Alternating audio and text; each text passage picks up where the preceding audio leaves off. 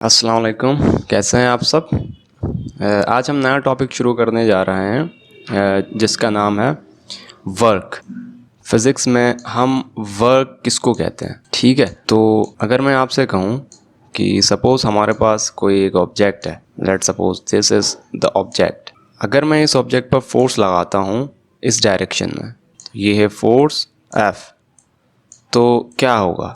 तो आप कहोगे सर ये ऑब्जेक्ट जो है वो डिस्प्लेस होगा, ये डिस्प्लेसमेंट कवर करेगा और ये मूव होके यहाँ तक आ जाएगा। मान लेते हैं यहाँ तक आ गया, तो इसने कितना डिस्प्लेसमेंट किया, तो यहाँ से यहाँ तक का जो डिस्टेंस है, जो डिस्टेंस या डिस्प्लेसमेंट इसने कवर किया है, जो डिस्टेंस उसने कवर किया वही हम क्या बोलेंगे उसको, डिस्प्लेसमेंट। और ये हो गया d। तो फिज़िक्स में हम वर्क बोलते हैं जब किसी ऑब्जेक्ट पर फोर्स लगे और उस ऑब्जेक्ट में उस फोर्स के लगने की वजह से डिस्प्लेसमेंट हो, यानी वो कुछ डिस्प्लेसमेंट कवर करे, तो हम कहते हैं कि इस ऑब्जेक्ट पर वर्क डन हो गया, यानी इस ऑब्जेक्ट पर वर्क हो गया। और हम उसको कैसे निकालते हैं, तो वर्क को निकालने का फॉर्मूला है W, ये है work is equals to force जो इस पर अप्लाई की गई है और मल्टीप्लाई बाय डिस्प्लेसमेंट जो उसने कवर किया है उस फोर्स की वजह से। तो जब हम इन दोनों को मल्टीप्लाई करते हैं तो हम कहते हैं कि वर्क डन हो गया। और कितना वर्क डन हुआ है हम इन दोनों को मल्टीप्लाई करके निकाल सकते हैं, ठीक है। अब हम बात करते हैं इसका यूनिट क्या होगा वर्क डन का। तो यहाँ से आप देख सकते हो फोर्स का यूनिट क्या है, न्यूटन। न्यूटन को किससे रिप्रेजेंट करते हैं, कैपिटल N। और डिस्प्लेसमेंट का यूनिट क्या है, मीटर।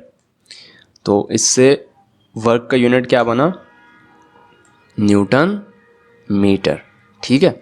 ये हो गया उसका यूनिट। लेकिन हम न्यूटन मीटर भी यूज़ करते हैं, लेकिन इसके अलावा एक और यूनिट भी हम वर्क के लिए यूज़ करते हैं। तो न्यूटन मीटर को मिला के हम बोलते हैं जूल्स, ठीक है। तो वर्क के यूनिट्स दो यूनिट्स हो गए, एक तो हो गया न्यूटन मीटर और दूसरा यूनिट जूल। ये दोनों यूनिट्स हम यूज़ करते हैं। जूल का सिंबल है J और आप इसको लिखना चाहो तो ये होता है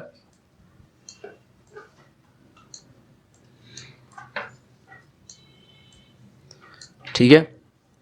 तो ये आ गया आपके पास वर्क का यूनिट। अब याद रखने वाली चीज़ क्या है, याद रखने वाली चीज़ इसमें यह है कि जब ऑब्जेक्ट पर फोर्स लगे तो ऑब्जेक्ट में जो डिस्प्लेसमेंट हो वो फोर्स की ही डायरेक्शन में हो, यानी जिस डायरेक्शन में फोर्स लगे उसी डायरेक्शन में ऑब्जेक्ट ने मूव करना चाहिए। जैसे यहाँ पर x डायरेक्शन में फोर्स लग रही है तो इसकी डिस्प्लेसमेंट भी x डायरेक्शन में ही हो रही है, ठीक है। लेकिन अगर ऐसे हुआ कि ऑब्जेक्ट, अब मैं एक केस दे देता हूँ कि लेट सपोज ये हमारे पास ऑब्जेक्ट है और इस ऑब्जेक्ट पर जो फोर्स लगी वो x डायरेक्शन में नहीं लग रही, बल्कि ऑब्जेक्ट पर फोर्स लग रही है इस डायरेक्शन में, ठीक है। ये है फोर्स। और अगर हम मान लें ये x एक्सेस है और ये y एक्सेस है, ठीक है। फोर्स किस डायरेक्शन में लग रही है, तो फोर्स लग रही है कुछ एंगल थीटा पे। अब मैंने वर्क की डेफिनेशन क्या बताई है, वर्क मैंने बताया है कि फोर्स और जिस डायरेक्शन में फोर्स लगे डिस्प्लेसमेंट उसी में होना चाहिए। तो इसमें हमारे पास फोर्स इस डायरेक्शन में लग रही है बट ऑब्जेक्ट मूव कर रहा है इस डायरेक्शन में, ठीक है। फोर्स किस डायरेक्शन में लग रही है, एंगल पे, और ऑब्जेक्ट मूव किस डायरेक्शन में हो रहा है, हॉरिजॉन्टली x डायरेक्शन में। तो यहाँ पर तो फोर्स और डिस्प्लेसमेंट सेम डायरेक्शन में नहीं हुए। तो हाँ, फिर हम इस केस में क्या करेंगे, इस केस में हम इस फोर्स को रिजॉल्व करेंगे इसके दो कंपोनेंट्स में। एक इसका ये वाला कंपोनेंट हम पढ़ते हुए आए हैं, ये आपका y कंपोनेंट कहलाएगा, और एक यहाँ से लेके यहाँ तक ये कौन सा कंपोनेंट हो जाएगा, ये आपका x कंपोनेंट हो जाएगा इस फोर्स का। तो मैं इसको बोल सकता हूँ ये है फोर्स का x कंपोनेंट और ये है फोर्स का y कंपोनेंट। और डिस्प्लेसमेंट किस डायरेक्शन में हो रहा है, तो डिस्प्लेसमेंट हो रहा है x डायरेक्शन में, और फोर्स का कौन सा कंपोनेंट है x डायरेक्शन में, तो Fx। ये कंपोनेंट है एक्स डायरेक्शन में। तो असल में ये जो डिस्प्लेसमेंट हुई है यहाँ से लेके यहाँ तक की ऑब्जेक्ट की जो डी हुआ है, ये डी किसकी डायरेक्शन में है, एफ एक्स की डायरेक्शन में। तो यहाँ पर जो वर्क होगा वो वर्क क्या होगा, W is equals to force in X direction. मैंने क्या कहा है, दोनों की डायरेक्शन सेम होनी चाहिए। तो ये है फोर्स जो कि एक्स डायरेक्शन में, और इसको मल्टीप्लाई करेंगे डिस्प्लेसमेंट के साथ जो कि फिर से एक्स डायरेक्शन में, दोनों सेम डायरेक्शन। ठीक है, तो यहाँ से एफ एक्स किसके बराबर है, अब इस ट्रायंगल को देखें अगर हम, तो ये एफ एक्स बराबर है एफ कॉस थीटा। नज़र आ रहा है हमें, ये थीटा है, ये एफ एक्स है, तो ये हो जाएगा एफ कॉस थीटा। तो यहाँ मैं लिख सकता हूँ एफ एक्स की जगह इसकी वैल्यू जो कि क्या है, एफ कॉस थीटा। थीटा है एंगल, और डी हमारे पास यहाँ पे मौजूद है डी। तो हम इन दोनों को मल्टीप्लाई करेंगे तो अब फोर्स, अब जो वर्क है वो इस फॉर्मूले से हमें मिलेगा।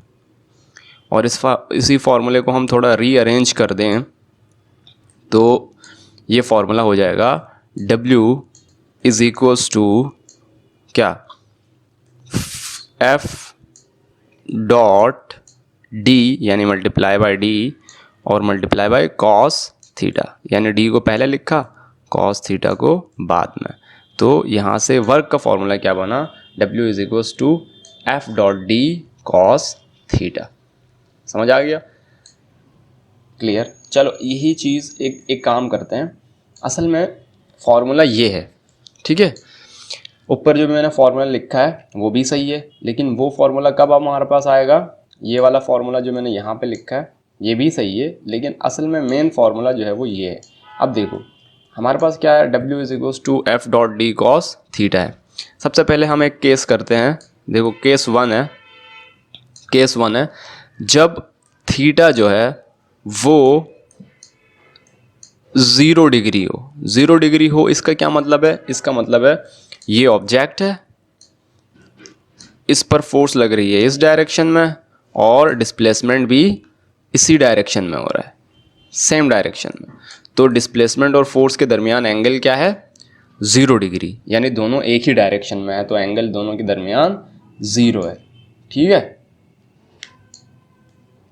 इस केस में अगर मैं वर्क निकालूं, लेट सपोज ये फोर्स है और ये डिस्प्लेसमेंट है और इन दोनों के दरमियान एंगल 0 डिग्री है, और मैं वर्क निकालूं तो मैं कैसे निकालूंगा, work is equals to F dot D cos theta. ये फॉर्मूला मैंने बताया। अब यहां पर एफ डॉट डी और कॉस थीटा क्या हो जाएगा, कॉस 0 डिग्री, क्योंकि एंगल दोनों के दरमियान क्या है, 0। तो यहां से कॉस 0 की वैल्यू क्या होती है, तुम लोगों को मैंने बताया था कॉस 0 डिग्री की वैल्यू होती है 1 के बराबर होती है कॉस 0 डिग्री। ठीक है, साइन 0 डिग्री किसके बराबर होती है, 0 के, और कॉस 0 डिग्री 1 के। ठीक है, तो यहां से मैं इसको लिखूं एफ डॉट डी और कॉस 0 डिग्री के बदले में लिखूं 1, तो 1 को मल्टीप्लाई करा दो इससे, तो ये क्या हो जाएगा, एफ डॉट डी। ठीक है, तो ये समझ आ गया होगा तुम लोगों को। एफ डॉट डी कब होता है, एफ डॉट डी तब होता है जब फोर्स और डिस्प्लेसमेंट सेम डायरेक्शन में हो।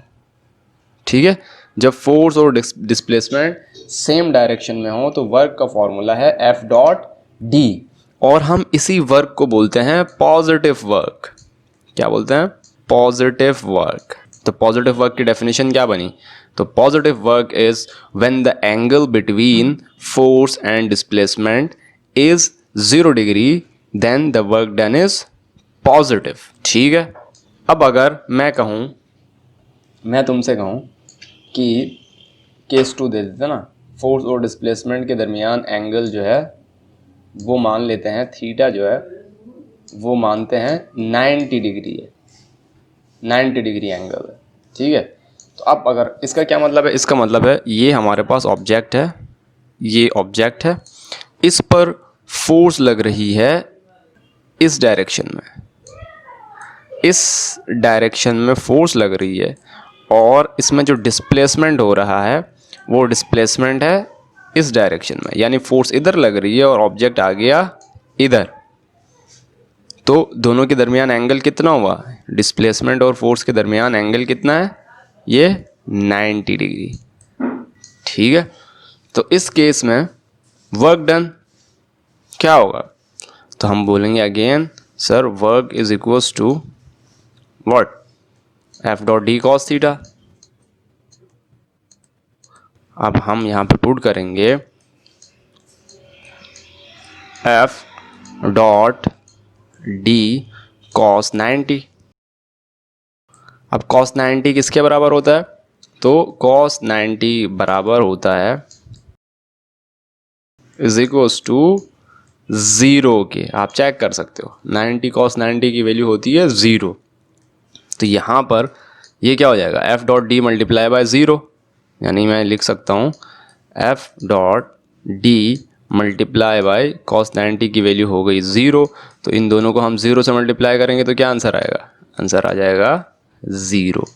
तो ये आपने याद रखना है, जब फोर्स और डिस्प्लेसमेंट एक दूसरे के साथ एंगल 90 डिग्री बनाए तो वर्क डन जो होता है वो 0 होता है। ठीक है, हम इसी को बोलते हैं ज़ीरो वर्क। आपको डिफाइन करने को आ जाए व्हाट इज ज़ीरो वर्क, तो आप बता सकते हो zero work when the angle between force and displacement is 90 degree then the work done is 0। ठीक है, तो ये याद भी रखना है और मैं जो इंग्लिश में बता रहा हूँ इसको अपनी कॉपी में लिखना भी है। उसके बाद अगर हम एक और केस करें, तीसरा केस करें, केस 3 करें कि सपोज एंगल जो है फोर्स और डिस्प्लेसमेंट के दरमियान वो है 180 डिग्री एंगल है। इसका क्या मतलब है? इसका मतलब है ये एक ऑब्जेक्ट है, ठीक है, इस ऑब्जेक्ट पर फोर्स लग रही है इस डायरेक्शन में,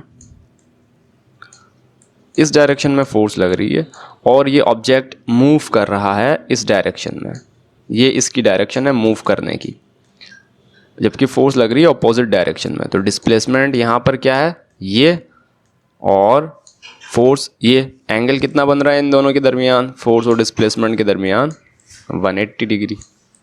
ठीक है, तो अब वर्क डन कितना होगा इस ऑब्जेक्ट पर? तो हम निकाल सकते हैं कि work done W is equals to, again हमने क्या पढ़ा है, F dot D cos theta. ठीक है, तो F dot D cos theta क्या होगा? थीटा हो जाएगा 180 डिग्री, क्योंकि फोर्स और डिस्प्लेसमेंट के दरमियान एंगल क्या है? 180 डिग्री। तो यहाँ पर 180 कॉस 180 की वैल्यू कितनी होती है? तो आप ये पता भी कर सकते हो, नहीं तो मैं बता देता हूँ। कॉस 180 की वैल्यू होती है -1। ठीक है, तो ये हो जाएगा F डॉट डी इंटू -1, और ये इसके साथ मल्टीप्लाई कराओगे तो वर्क डन क्या आ जाएगा? -F dot D. तो हम इस वर्क डन को कहते हैं दिस इज नेगेटिव वर्क। इसको हम क्या कहते हैं? Negative work. नेगेटिव वर्क की डेफिनेशन क्या हो गई? When the angle between force and displacement is 180 degree then the work done is negative. समझ गए होगे ये भी? ठीक है, बहुत आसान है। आपको यूनिट पता चला, आपको फोर्स। अच्छा, वर्क डन की डेफिनेशन मैंने नहीं बताई। सबसे पहले मैं वर्क डन की डेफिनेशन बताता हूँ, इसको अपने पास लिख लें। वर्क डन की डेफिनेशन क्या है? देखो, यहाँ से देख के ही पता चल रहा है कि जब ऑब्जेक्ट पर फोर्स लगे और ऑब्जेक्ट में डिस्प्लेसमेंट हो in the direction of force then the work is done. यही डेफिनेशन है। इसको इंग्लिश में लिखोगे तो क्या बोलोगे? When the force is applied on object and it covers displacement in the direction of force then the work is said to be done। तो ये हो गई वर्क की डेफिनेशन। फिर वर्क के बाद आपको यूनिट पता चला, वर्क का यूनिट क्या है? वर्क का यूनिट हमने बताया जूल्स, ठीक है, जूल्स भी बताया और न्यूटन मीटर भी बताया, 2 यूनिट्स बताया हमने। फिर उसके बाद अगर फोर्स और डिस्प्लेसमेंट के दरमियान एंगल है तो वर्क का फॉर्मूला क्या हो जाएगा, ये फॉर्मूला हो जाएगा। नहीं, अगर एंगल 0 है तो फॉर्मूला क्या हो जाएगा, फॉर्मूला सिंपली आपका ये एफ डॉट डी, एंगल 0 है तो, ठीक है। तो उसके बाद फिर हमने पढ़ा पॉजिटिव वर्क, नेगेटिव वर्क और ज़ीरो वर्क, तीनों आपको समझ आ गए। अब हम लेट सपोज एक न्यूमेरिकल सॉल्व करते हैं इसी के ऊपर ना, कि हमारे पास एक ऑब्जेक्ट है, ये इस ऑब्जेक्ट पे फोर्स लग रही है एक्स डायरेक्शन में और वो एफ है आपकी 10 न्यूटन, और इस फोर्स की वजह से इस ऑब्जेक्ट में डिस्प्लेसमेंट हुआ यहाँ से यहाँ तक का, ये डिस्प्लेसमेंट है, ये भी 10 मीटर। तो वर्क डन आप फाइंड करें, find out the work done. तो आप क्या बोलोगे, work is equals to F dot D. क्यों, क्योंकि दोनों सेम डायरेक्शन में है इसलिए। अगर आप लिखना चाहो एंगल भी तो आप ये भी लिख सकते हो, एंगल थीटा। तो यहाँ से एफ क्या आ जाएगा हमारे पास, 10 न्यूटन आपको गिवन है, डी क्या है 10 मीटर आपको गिवन है, और कॉस थीटा क्या हो जाएगा, थीटा क्या हो जाएगा 0। क्यों, क्योंकि फोर्स और डिस्प्लेसमेंट दोनों सेम डायरेक्शन में। तो 10 मल्टीप्लाई बाय 10 ये हो जाएगा 100, और कॉस 0 किसके बराबर होता है 1 के।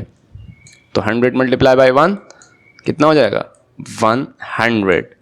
तो इसको हम बोलेंगे 100 न्यूटन मीटर जो है वो वर्क डन हुआ। ये आपका न्यूमेरिकल सॉल्व। अगर मैं इसी को एक दूसरा न्यूमेरिकल दे दूं, सपोज मैं एक और न्यूमेरिकल दे देता हूं, ये न्यूमेरिकल है, लेट सपोज न्यूमेरिकल क्या है, when a force of 100 newton makes an angle of 45 degree with the horizontal displaces a body through 20 metre, find the work done. क्या कह रहे हैं कि ये एक ऑब्जेक्ट है, इस ऑब्जेक्ट पर फोर्स लग रही है कितने एंगल पे 45 डिग्री पे। अगर ये हॉरिजॉन्टल है तो ये एंगल कितना है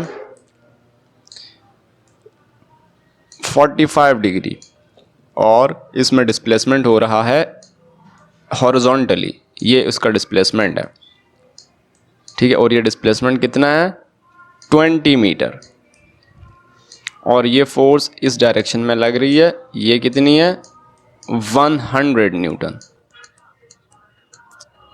सही है, आपने निकालना क्या है वर्क।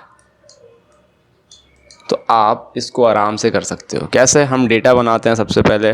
डेटा में हमें क्या क्या गिवन है, जो हमें गिवन है वो लिखेंगे। सबसे पहले तो हमें गिवन है फोर्स कितनी है 100 न्यूटन। फिर उसके बाद हमें गिवन है डिस्प्लेसमेंट कितना है 20 मीटर। सवाल से पढ़ के भी आप निकाल सकते हो, डायग्राम भी मैंने बना दी, डिस्प्लेसमेंट भी है। और उसके बाद हमारे पास जो है वो एंगल गिवन है। एंगल क्या है थीटा, जो कि 45 डिग्री है, ठीक है। अब आपने निकालना क्या है work, W is equals to find करना है। तो आप निकाल सकते हो आराम से निकाल सकते हो।